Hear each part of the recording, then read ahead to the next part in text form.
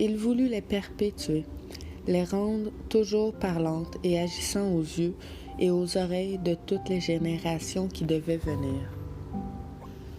Et pour cela, il fonda la Sainte Église. Établie au centre de l'humanité, elle n'a cessé par les enseignements de ses docteurs et les exemples de ses saints de dire à tous ceux qu'elle vit passer sous ses yeux: vous recherchez, ô mortels, la félicité et vous recherchez une bonne chose. Prenez garde seulement que vous la recherchiez où elle n'est pas.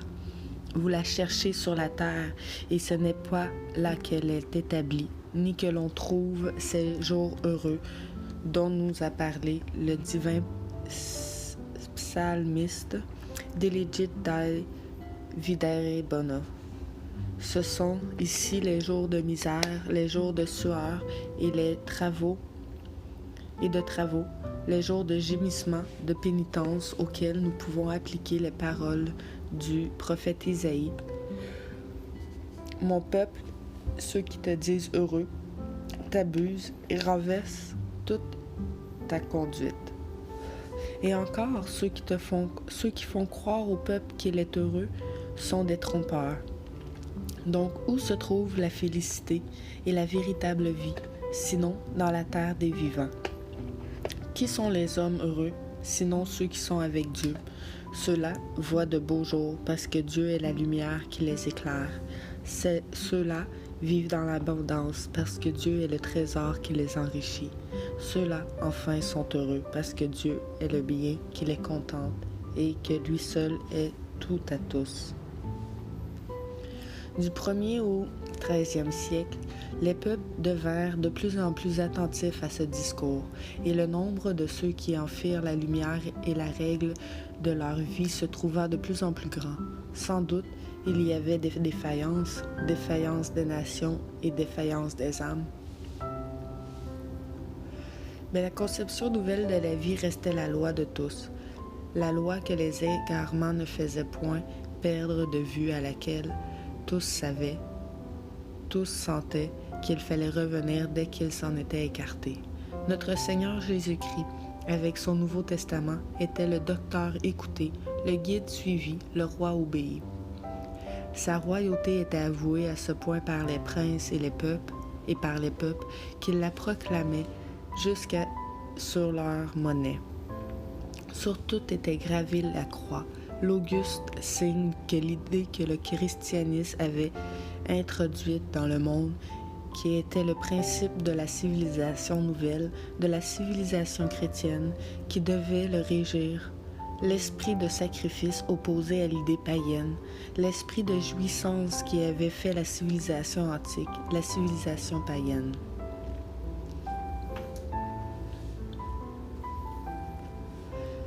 À mesure que l'esprit chrétien pénétrait les âmes et les peuples, âmes et peuples montaient dans la lumière et dans le bien. Ils s'élevaient par cela seuls qu'ils voyaient leur félicité en haut et qu'ils s'y portaient. Les cœurs devenaient plus purs, les esprits plus intelligents. Les intelligents et les purs introduisaient dans la société un ordre plus harmonieux, celui que Bossuet nous a décrit dans le sermon sur l'éminente dignité des pauvres. L'ordre plus parfait rendait la paix plus générale et plus profonde. La paix et l'ordre engendraient la prospérité, et toutes ces choses donnaient aux aventures, aux arts et aux sciences ces reflets de la lumière et de la beauté des cieux.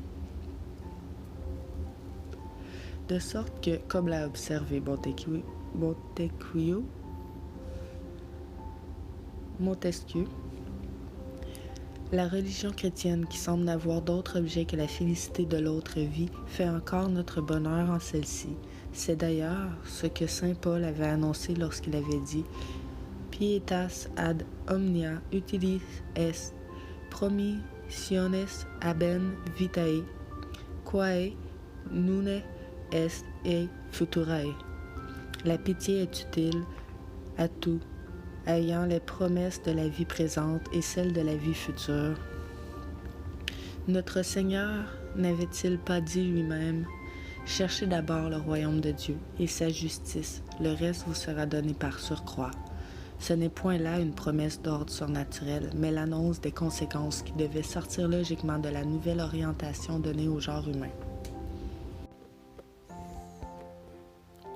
De fait, ne voit-on pas que l'esprit de pauvreté et la pureté du cœur dominent les passions, source de toutes les tortures de l'âme et de tous les troubles sociaux?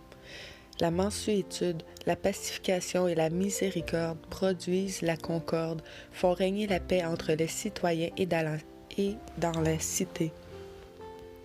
L'amour de la justice, même traversé par la persécution et la souffrance, élève l'âme, ennoblit le cœur et lui procure les plus saines jouissances. En même temps, il élève le niveau moral de la société. Quelle société que celle où les béatitudes évangéliques seraient placées sous les yeux de tous, comme but à poursuivre, et où seraient offerts à tous les moyens d'atteindre à la perfection et à la béatitude marquée par le sermon sur la montagne.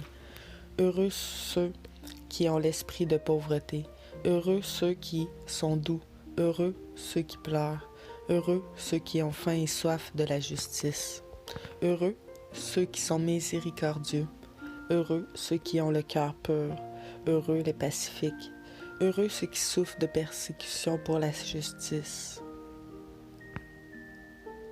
L'ascension, je ne dirais point des âmes saintes, mais des nations, eut son point culminant au XIIIe siècle, Saint François d'Assise et Saint Dominique, avec leurs disciples Saint Louis de France et Sainte Élisabeth de Hongrie, accompagnés et suivis de tant d'autres,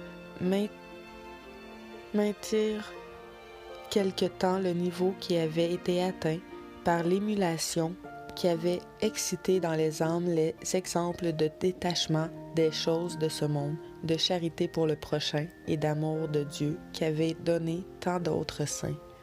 Mais tandis que ces nobles âmes atteignaient les plus hauts sommets de la sainteté, beaucoup d'autres se refroidissaient dans leurs élans vers Dieu, et vers la fin du XIVe siècle se manifesta ouvertement le mouvement de recul qui emporta la société et qui a amené la situation actuelle, c'est-à-dire le triomphe prochain, le règne imminent du socialisme, le terme obligé de la civilisation moderne.